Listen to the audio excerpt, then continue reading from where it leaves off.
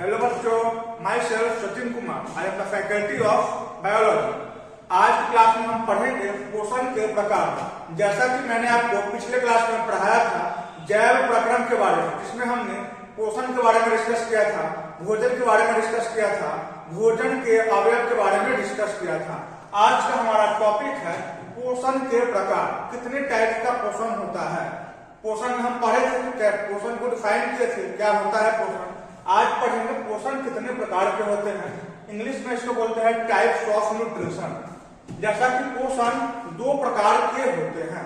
पहला होता है स्वपोषी पोषण, दूसरा होता है परपोषी पोषण। स्वपोषी पोषण को हम लोग अंग्रेजी में ऑटोट्रॉफिक न्यूट्रिशन कहते हैं और परपोषी पोषण को हेटेरोट्रॉफिक न्यूट्रिशन कहते हैं। अब बारी बारी से समझते हैं दोनों टॉपिक को, क्या होता है स्वपोषी पोषण और क्या होता है परपोषी पोषण। सबसे पहला टॉपिक है स्वपोषण, ठीक है। तो स्वपोषण में क्या होता है, नाम से ही पता चल रहा है कि स्वपोषण। जैसे आप हिंदी में संधि विच्छेद करते हैं तो यहाँ पे आप लोग स्वपोषण को देखेंगे तो यह दो वर्ड से मिलकर बना हुआ है, स्व प्लस पोषण। स्व मतलब होता है खुद, जैसे मैं इस काम को स्वयं कर लूंगा, मतलब इस काम को मैं खुद कर लूंगा, सेल्फ।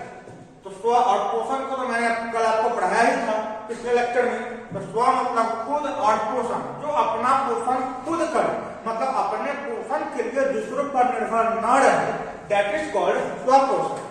कोई दिक्कत नहीं है, इसलिए मैंने लिखा है पोषण की ऐसी विधि जिसमें जीव अपना भोजन खुद बनाते हैं। खुद बनाते हैं मतलब कि अपने भोजन के लिए दूसरों पर निर्भर नहीं है, दूसरों पर आश्रित नहीं है, उसे हम लोग कहते हैं स्वपोषण। कोई दिक्कत नहीं है। स्वपोषण में कौन आएंगे तो हरे पेड़ पौधे।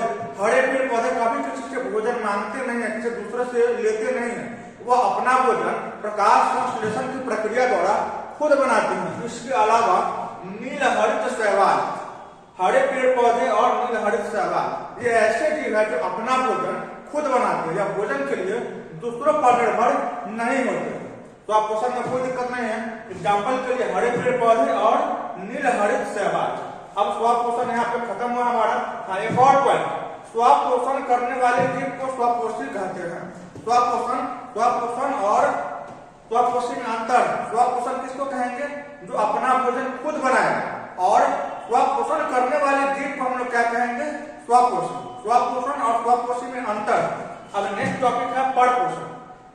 स्वपोषण का जस्ट अपोजिट है। स्वपोषण में हम लोग पढ़े थे तो अपना भोजन खुद बनाए, इसमें इसका उल्टा हो जाएगा, तो अपना भोजन खुद नहीं बनाएगा, दैट इज कॉल्ड परपोषण। अर्थात प्रत्यक्ष रूप से या अप्रत्यक्ष रूप से दूसरों पर निर्भर है अपने भोजन के लिए। अब कैसे निर्भर है, जैसे हम लोग मनुष्य अपना भोजन खुद नहीं बनाते। अब हमें खाना बनाना है तो किचन में गए खाना बनाए, तो किचन में गए खाना बनाए, उसको अपना खाना बनाना नहीं कहते। किचन में गए तो वहां पे दूध, मछली, सब्जी, फल हमें प्राप्त हुआ, तो कहाँ से, और पेड़ पौधों से आया, तो वो भोजन हमारा नहीं हुआ, वो पेड़ पौधों से हमें प्राप्त हुआ। इसलिए परपोषण में मैंने लिखवाया है पोषण की ऐसी विधि जिसमें जीव अपना भोजन खुद न बनाकर प्रत्यक्ष या अप्रत्यक्ष रूप से दूसरे जीवों पर निर्भर होते हैं, परपोषण कहलाते हैं। इसमें सबसे बेस्ट एग्जाम्पल है मनुष्य। जीता जागता हम उदाहरण है कि हम लोग भोजन के लिए दूसरों पर निर्भर है, अपना भोजन हम लोग खुद नहीं बनाते। क्यों नहीं बनाते हैं, क्योंकि हम लोग प्रकाश संश्लेषण की क्रिया नहीं कर सकते हैं। प्रकाश संश्लेषण की क्रिया कौन करते हैं, हरे पेड़ पौधे। क्लोरोफिल होता है, सूर्य प्रकाश की उपस्थिति में वो क्या करते हैं, ग्लूकोज का संश्लेषण करते हैं। इस टॉपिक को हम नेक्स्ट